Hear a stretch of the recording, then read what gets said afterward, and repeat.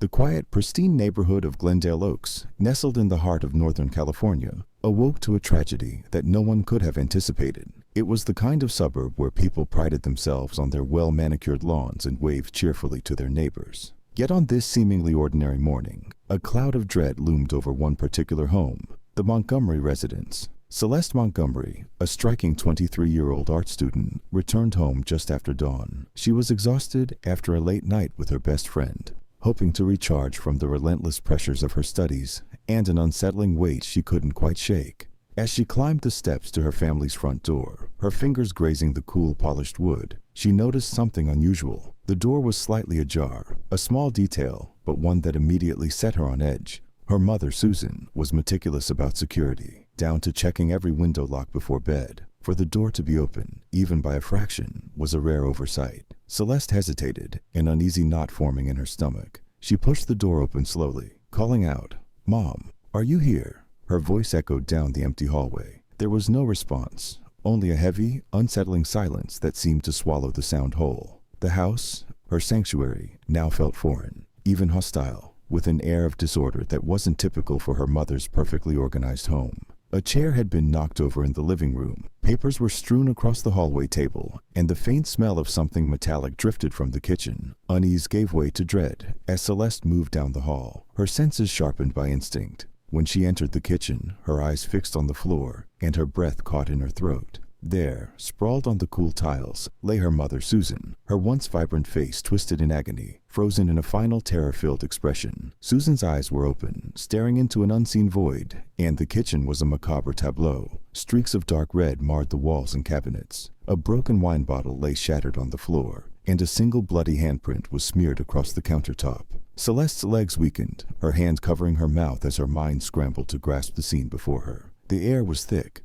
oppressive, with a sharp metallic scent that turned her stomach. She staggered back, her mind clouded by shock, barely able to reach for her phone. Her trembling hands managed to dial 911, and when the dispatcher's calm voice came through, Celeste could barely form the words to describe what she had found. Within minutes, flashing red and blue lights bathed the house in a grim glow. Police officers, paramedics, and detectives entered, transforming her once cozy home into a crime scene. Detective Mark Riley arrived on the scene shortly after, a seasoned investigator known for his attention to detail and his almost intuitive sense of human motivations. As he stepped through the doorway, he took in the disarray and the chilling stillness that had settled over the room. Riley had seen his share of violent scenes, but the brutality here felt pointed, as though it held a dark message. He studied every detail, the blood splatter patterns, the overturned objects, and the tiny telling signs that a struggle had taken place. Each piece of evidence seemed to whisper a story, a chaotic, desperate story that he was determined to understand. As the paramedics gently covered Susan's body, Riley's gaze shifted to the young woman standing outside on the lawn. Celeste, still wrapped in shock, appeared lost, her expression a complex mix of grief, horror, and something that Riley couldn't quite place. Her face was pale, her eyes haunted, and though she was physically present, it was clear that her mind was still struggling to process the tragedy that had unfolded. Neighbors had begun to gather on the sidewalk, murmuring anxiously among themselves, their faces reflecting a mixture of fear and curiosity. Glendale Oaks had always seemed immune to the horrors that appeared in the nightly news, a safe haven where such tragedies felt like distant stories. But now, as police tapes stretched across the Montgomery lawn, the neighborhood's illusion of safety shattered, replaced by a sense of collective dread. Detective Riley turned back to the scene, piecing together his initial impressions. He noticed that there were no signs of forced entry. In fact, valuable items remained untouched. This was no typical robbery gone wrong. The intensity of the violence seemed almost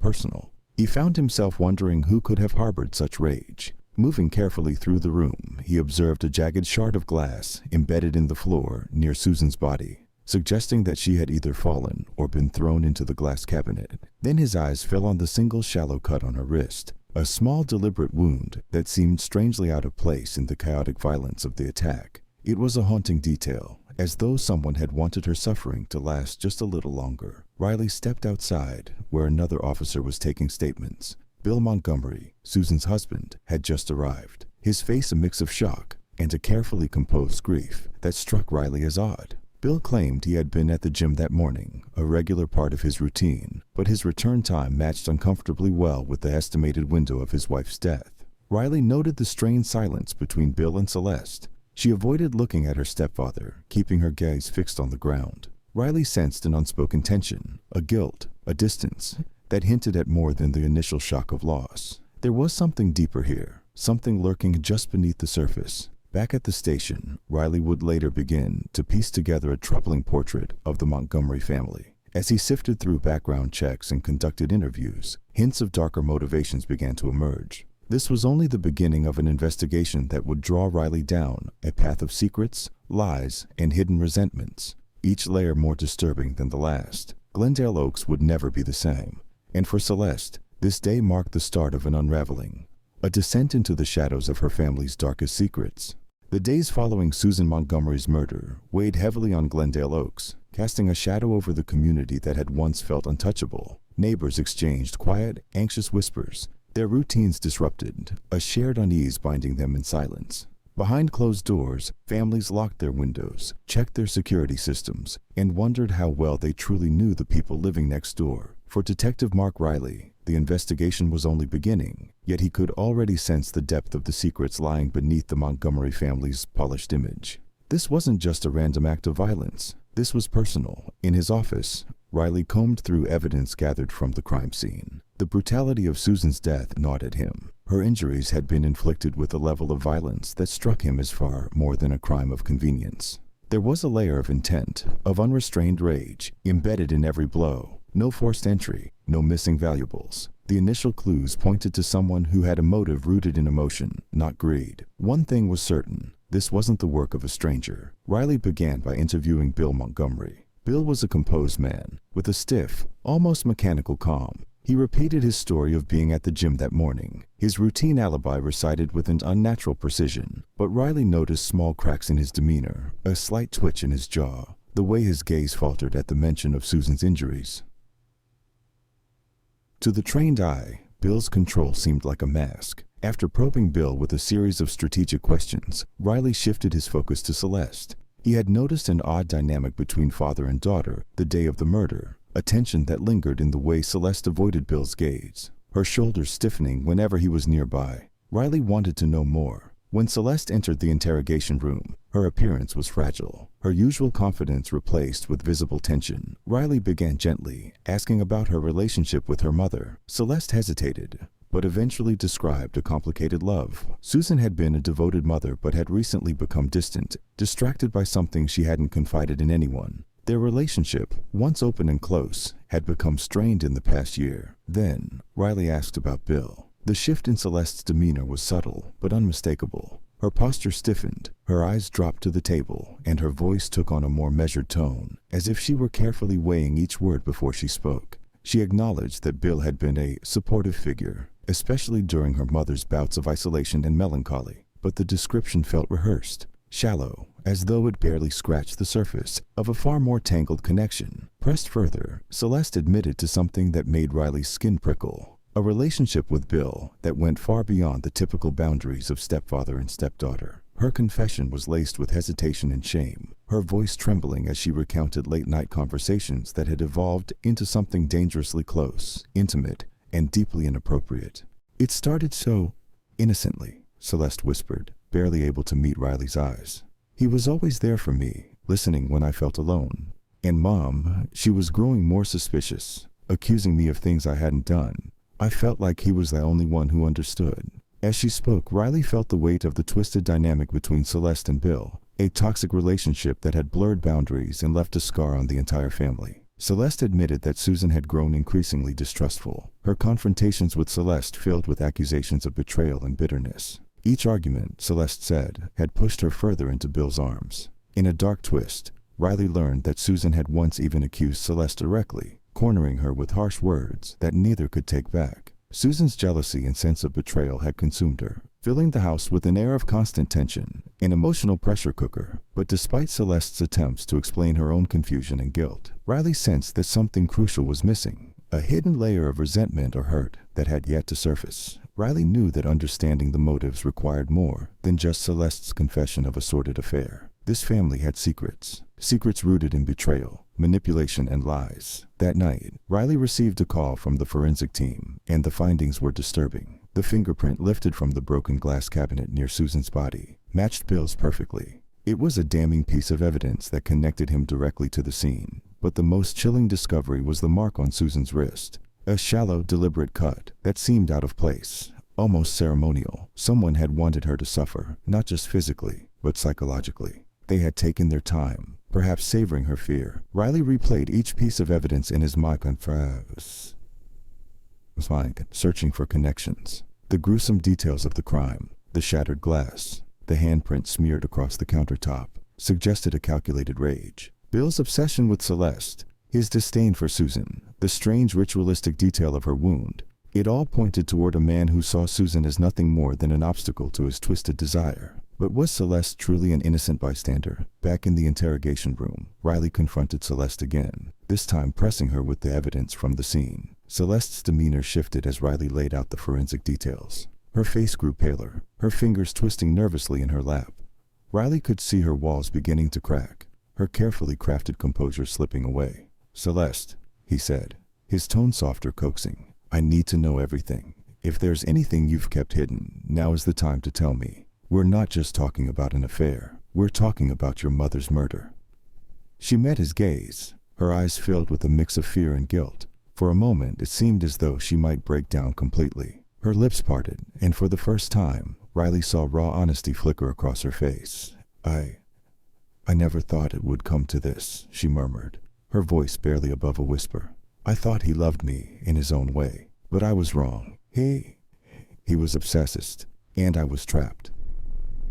In that moment, Riley saw her as more than just a suspect. She was a young woman ensnared in a web of manipulation, groomed by a man who had exploited her trust and vulnerability. But his instincts told him there was still something she wasn't telling him, some darker layer that bound her fate to her mother's in a way she could hardly admit, even to herself. As Riley watched Celeste crumble under the weight of her confession, he knew that he was on the verge of uncovering a truth far more sinister than he had anticipated. There was more to this crime than jealousy, more than a twisted love affair. The Montgomery family's dark secrets were finally beginning to unravel, and with each revelation, Riley could feel himself drawing closer to the truth. A truth that would challenge his own beliefs about human nature and the boundaries of betrayal. And as Celeste left the room, visibly shaken, Riley was certain of one thing. This case would demand every ounce of his resilience and resolve, testing his understanding of love, hate, and the thin line that separated the two. Detective Mark Riley, accustomed to peeling back the layers of seemingly perfect lives,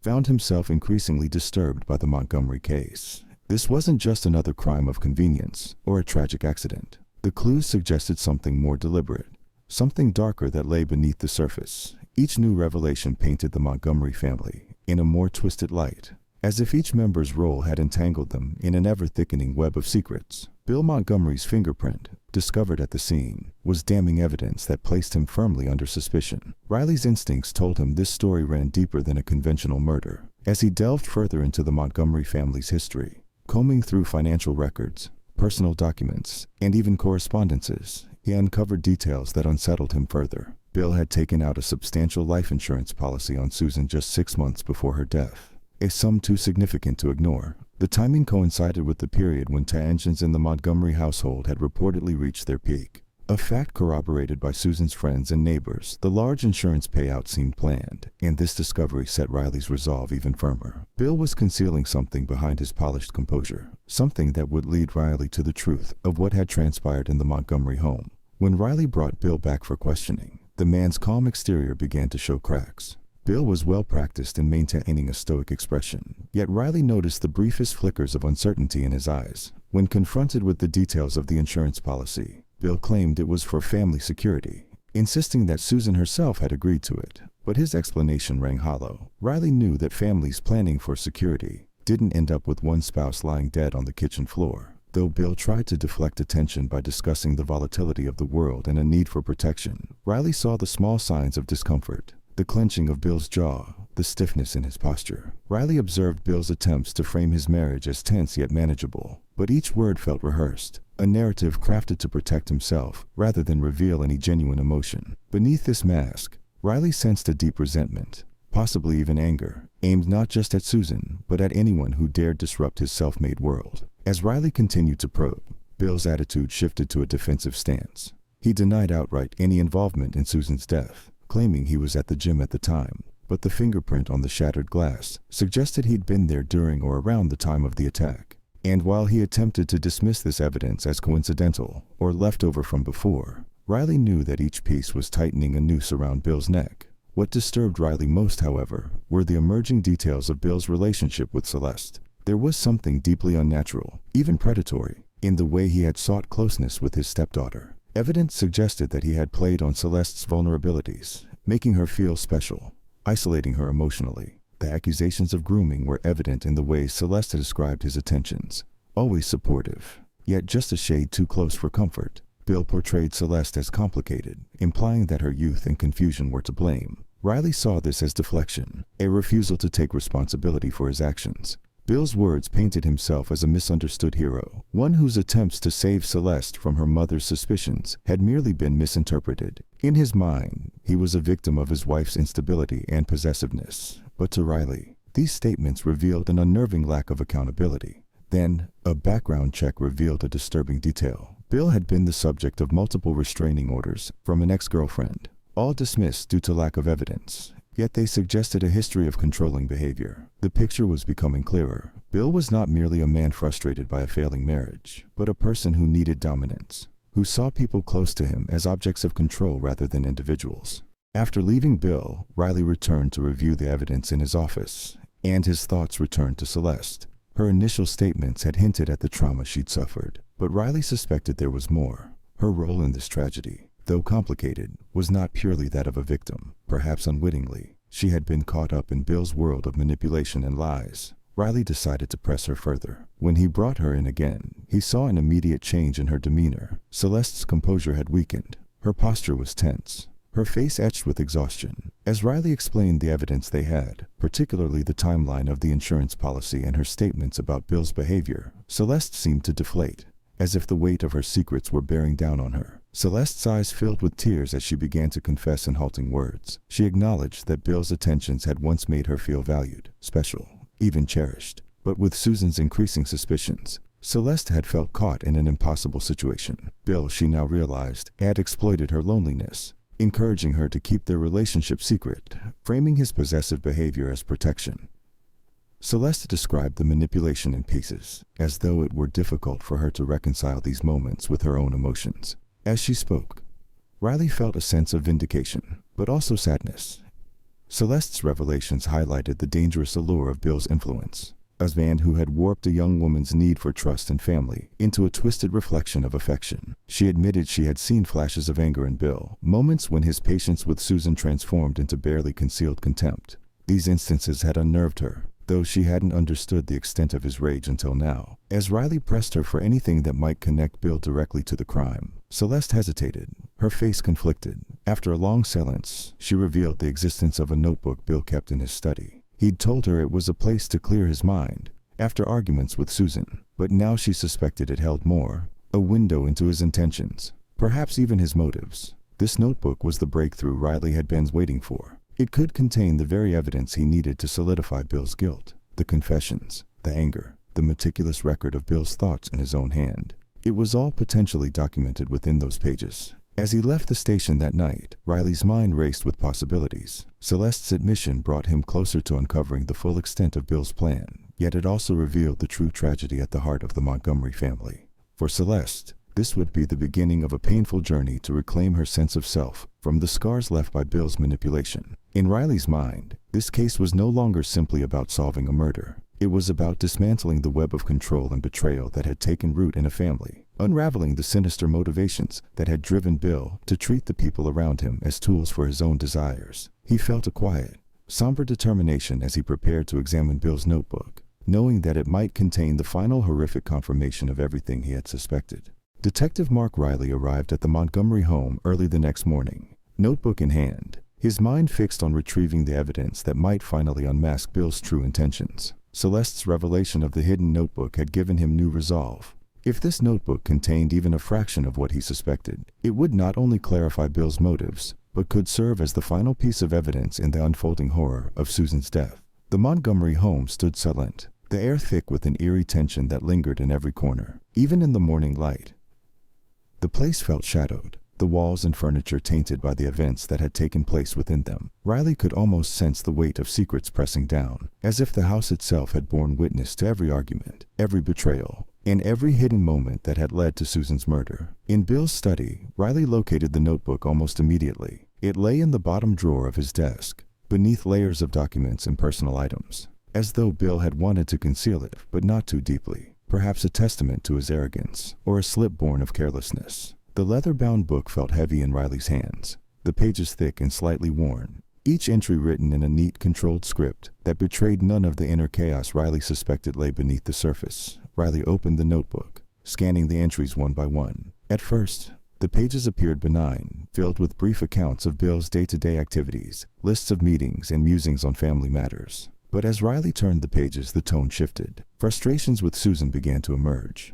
Short clipped notes about her erratic behavior, her endless complaints, and her paranoia. Bill's words conveyed an impatience that simmered just below the surface, a tension that hinted at far more than mere marital discord. As Riley read on, the entries grew darker, the language sharper, and the resentment more visceral. In one passage, Bill described Susan as an obstacle to his happiness, someone who no longer fulfilled the role of supportive partner, but had instead become a burden. The words were chilling in their detachment, as though Susan were a mere inconvenience that needed to be managed, rather than his wife and the mother of his stepdaughter. Riley could feel the anger seeping from each line, each word carefully selected to reflect Bill's view of himself as a man trapped in a loveless marriage with an unstable woman. But it was the entries about Celeste that drew Riley's attention most. Bill's descriptions of his relationship with Celeste revealed a mind twisted by obsession and control, each entry laced with disturbing hints of his intentions. Bill had documented his interactions with Celeste in meticulous detail, often describing her with terms that straddled the line between fatherly affection and something far more sinister. He spoke of Celeste as misunderstood,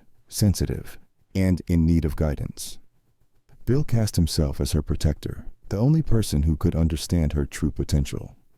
He rationalized his attentions, writing that he was helping Celeste find herself, while portraying Susan as an antagonistic force in both their lives. Then came the passages where Bill's true intentions surfaced. Riley's pulse quickened as he read phrases that suggested not only a deep resentment for Susan, but a desire to remove her entirely. Bill's words grew chillingly specific, mentioning how peace would return once Susan was out of the picture. He framed his thoughts as though he were acting for the greater good, casting himself as a victim of circumstance who needed to take drastic measures to ensure his and Celeste's future.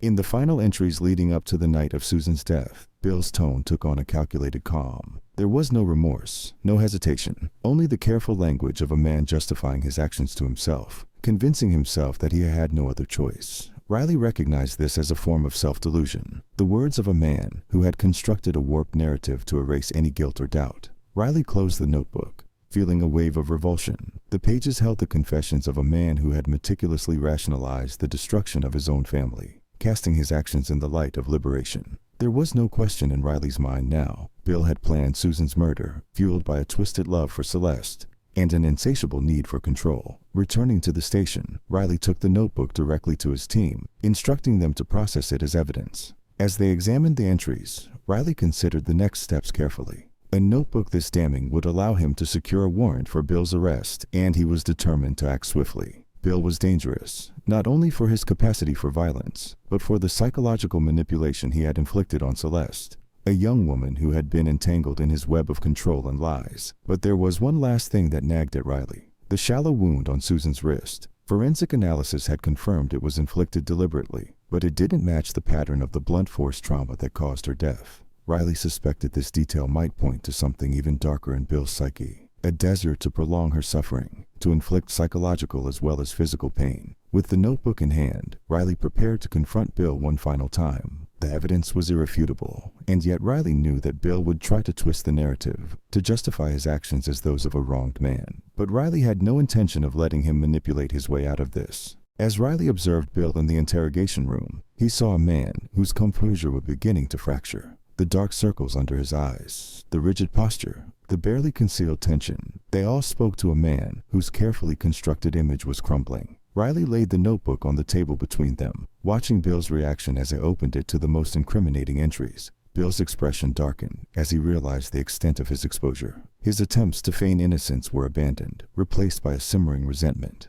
Riley sensed that for Bill, this confrontation was not merely a matter of evading guilt, but a battle for control, a final opportunity to assert his narrative. Without uttering a word, Bill's eyes held a trace of defiance, a stubborn refusal to acknowledge the harm he had inflicted. Riley saw this as the final layer of Bill's delusion, the last fragment of a man who had convinced himself that he could escape the consequences of his actions. In his final report, Riley documented every element of the case: the shattered relationships, the manipulation, the premeditated murder of a woman who had become nothing more than an obstacle in her husband's mind. For Riley, the case was more than the sum of its evidence. It was a chilling reminder of the fragility of trust and the dark places that unchecked desires could lead. When the arrest warrant was processed and Bill Montgomery was taken into custody, the silence in the station felt like a release, a grim acknowledgement that justice, though delayed, had finally arrived. For Glendale Oaks, the removal of Bill from their midst marked the beginning of a long road to recovery, a chance to rebuild from the shadows of betrayal and pain that had been hidden behind the walls of the Montgomery home.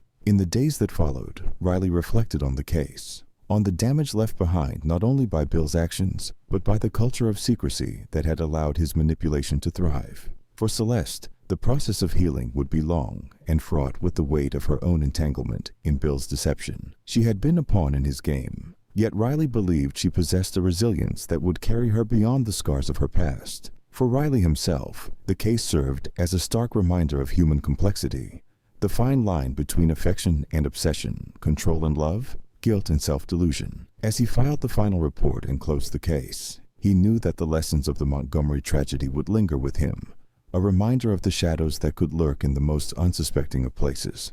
Riley left the station that evening, feeling the weight of the investigation slowly lifting, and as he walked into the quiet streets, he understood that while justice had been served, the true cost of the tragedy would echo through Glendale Oaks for years to come. With Bill Montgomery in custody, Detective Mark Riley felt the weight of the investigation pressing down on him. This case was unlike any he had encountered, a crime of not only violence, but also of twisted manipulation that had seeped deeply into the lives of those closest to Bill. The confessions documented in Bill's notebook, his disturbing thoughts and calculated acts, had brought a form of justice for Susan Montgomery. However, Riley knew that the true scars inflicted by Bill's actions lay beneath the surface. The following morning, Riley returned to the precinct, fully prepared for one last encounter with Bill. Although the notebook contained all the confessions needed to expose Bill's motives, Riley knew the importance of facing Bill directly, of having him acknowledge the full depth of his actions. Riley wasn't just seeking a formal confession. He wanted Bill to confront the truth he had spent years concealing behind layers of control and self-justification. When Riley entered the dimly lit interrogation room, Bill sat handcuffed, exuding an eerie calm.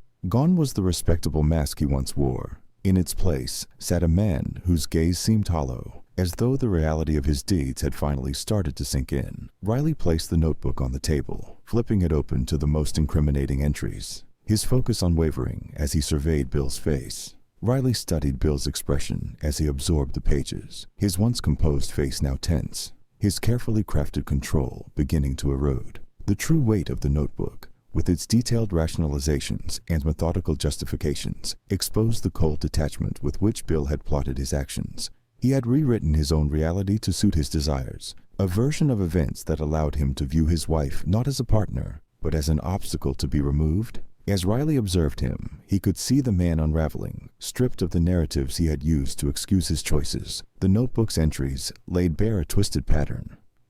Susan had been reduced to a problem in Bill's mind, a mere impediment to the life he wanted to pursue with Celeste. This objectification of Susan, once his wife and the mother of his stepdaughter, revealed a psyche devoid of empathy and filled instead with cold self-interest. As Riley continued to observe, Bill's silence deepened. His gaze was steely, his lips pressed into a tight line, refusing to acknowledge the full implication of his actions. His expression was an attempt at defiance, a last attempt to cling to the version of events he had constructed in his own mind. Yet Riley could see the cracks beneath, the strain of a man who could no longer avoid the truth of his own actions. Bill's final posture, a hollow stare at the table, his body rigid with silent resistance, was as close to a confession as Riley would receive. There were no words of remorse, no acknowledgement of guilt, yet his demeanor made the reality undeniable. Bill's choices, his justifications, his obsession had been laid bare. Riley felt a grim sense of closure in this silence. Justice, though it had come, felt inadequate against the emotional wreckage Bill had left in his wake. Back at the station, Riley reflected on the case's final stages. The surface of the tragedy had been uncovered, but beneath it lay layers of emotional ruin that no conviction could ever repair. The case felt like a wound that, while closed, would leave scars on everyone it had touched. The next day, Riley met with Celeste one last time, feeling the lingering effects of the case settling into his mind. Celeste looked worn and frail, her spirit visibly weighed down by the psychological scars left by Bill's manipulations. Her face was marked by exhaustion, her eyes shadowed by the trauma she had endured. Riley sensed that her spirit, though fractured, held a fragile resilience. In her presence, Riley considered the toll Bill's actions had taken on her life. He knew that Bill's manipulation had left her feeling responsible for something she could never have controlled, and the shame she carried was palpable. Celeste's journey to understanding the depth of Bill's betrayal was only beginning, but Riley saw a spark of resilience, an emerging sense that she might someday find her way out of the shadow Bill had cast over her life. For Celeste, the guilt was profound. She struggled with the belief that she had allowed Bill's influence to turn her against her mother, a fact that now haunted her. But Riley recognized that she had been a victim, manipulated and twisted by someone who had taken advantage of her vulnerability. The clarity of this truth weighed heavily on Riley, as he realized the lingering damage that Bill had inflicted would take years to unravel. When Celeste left the station that day, Riley sensed that, though scarred, she had the strength to rebuild. He believed in her resilience, a quality she likely had yet to fully understand in herself. He knew her journey toward healing would be arduous, filled with complex emotions and painful revelations, but he held a quiet faith that she would find her way. In the days that followed Bill's arrest, Glendale Oaks resumed its daily rhythms, though an unspoken tension lingered in the quiet suburban streets. The Montgomery home, now empty, stood as a grim reminder of the secrets it had harbored, of the betrayal and cruelty hidden within its walls. Though the house would be sold, its memories erased by fresh paint and new occupants, those who knew the story would remember the darkness that had festered within. For Detective Riley, the case was a harsh reminder of the complexity of human nature. It had taught him about the delicate balance between love and control, trust and betrayal, and the profound consequences of a heart twisted by selfish desires. Bill's confessions, Celeste's fractured innocence, and Susan's tragic end, all of it left an indelible mark on Riley's understanding of the human psyche. It reminded him of the ways in which people could manipulate and harm those they claimed to love, turning affection into a means of control. As Riley filed the final report, he acknowledged the reality of justice served, but felt an underlying sadness for the emotional damage left behind. For Glendale Oaks, the tragedy would be a story whispered among neighbors, a tale of caution and horror. For Celeste, it would be a memory she would carry, shaping her view of trust and love, perhaps giving her the strength to protect herself in the future. Riley closed the case file, the sense of completion overshadowed by an understanding of the lasting impact of what had transpired. He knew that justice, though satisfying in its finality, was only part of the story. The emotional scars would endure, etched into the lives of those left behind. For Riley, this case had shown him the hidden shadows in human relationships, a reminder of the fragile, often unseen line between love and destruction. As he left the station that night, Riley stepped into the cool evening air, feeling the weight of the case lifting but not disappearing. In that quiet moment, he understood that the true cost of the tragedy would resonate far beyond the walls of the Montgomery home, an enduring testament to the consequences of unchecked desires. With Bill Montgomery sentenced and justice officially served, the town of Glendale Oaks slowly resumed its routines. Yet a lingering sense of unease hung in the air, as if the idyllic facade of their quiet suburb had cracked, revealing the darkness that could fester behind closed doors. The Montgomery home, now vacant, had become something of a ghost in the neighborhood, a symbol of betrayal and violence that left its residents both wary and introspective. Glendale Oaks had changed, and its people knew it. For Detective Mark Riley, closing the Montgomery case brought a sense of accomplishment, but it was tempered by the gravity of everything he'd uncovered. The case had been a visceral reminder of the thin line between love and control, loyalty and obsession. It was a study in the depths people could sink to when they allowed unchecked desires to consume their judgment, rationalizing harmful actions in the pursuit of power or possession. Riley had witnessed the erosion of a family, broken by one man's twisted interpretation of love and commitment. But as dark as the case had been, Riley recognized a glimmer of resilience within its survivors. In the weeks following the trial, Riley kept in touch with Celeste Montgomery, who had begun her slow journey to reclaim her life. She had returned to her art studies, pouring her trauma and emotions into her work, seeking to process the twisted world she had been forced to confront. Her pieces grew more introspective, exploring themes of brokenness and healing, of shattered trust and self-discovery. Her art was her refuge, a place where she could express the complexities of her experience without words. For Celeste, each brushstroke was an act of survival, an attempt to rebuild from the wreckage left by Bill's influence. Celeste also sought support from a community of people who had experienced betrayal and manipulation. In their company, she found a sense of belonging that allowed her to speak openly about her pain, her guilt, and her journey toward healing. As she connected with others who had experienced similar trauma, Celeste began to find a voice beyond her artwork, a desire to help others navigate the shadows of broken relationships and regain their sense of self. Her life had been torn apart, but she was determined to rebuild, this time with an understanding of boundaries, self-worth, and resilience. For Riley, the lessons from the case went deeper than the procedural aspects of solving a crime. It became clear to him that tragedies like the Montgomery case often grew from small cracks, overlooked or dismissed signs that deepened into something more destructive over time. Bill had been a master of appearances, and in his charm, he had hidden his possessive nature. Riley had seen the danger of unquestioned trust, how it could leave people vulnerable to manipulation and harm. In his own life, Riley resolved to remain vigilant, not only in his role as a detective, but in his personal relationships, reminding himself of the importance of empathy, communication, and awareness. The Montgomery case also reinforced to Riley the importance of confronting hard truths rather than allowing them to fester in the shadows. He had witnessed the devastating effects of denial and unchecked ambition. Each time Susan had sensed something amiss, Bill had found a way to manipulate the situation, distorting her reality until it felt safer for her to doubt herself than confront the truth.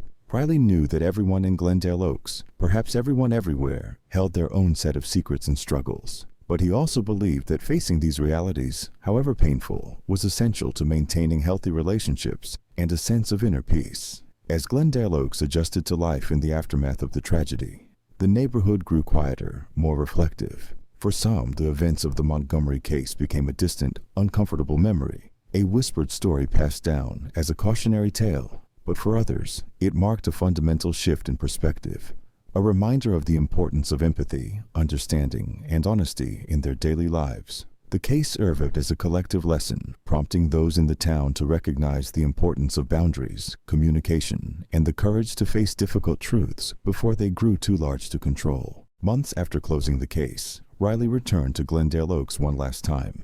He stood outside the Montgomery home, now inhabited by new tenants who would hopefully never know the full history of the place. The house, with its freshly painted walls and carefully tended garden, looked as ordinary as any other. But Riley knew that while the physical scars could be covered up, the emotional impact would linger for those who remembered. The true story of the Montgomery family would remain etched in memory, a quiet warning about the dangers that could lie within, masked by charm and familiarity. As Riley walked away from the house, he found himself considering the nature of human connection. The Montgomery case had revealed to him the darkness that could arise when love and loyalty were twisted by control and self-interest. But he also saw, in Celeste and even within himself, the strength of resilience, the ability to confront that darkness, to heal, and to emerge stronger.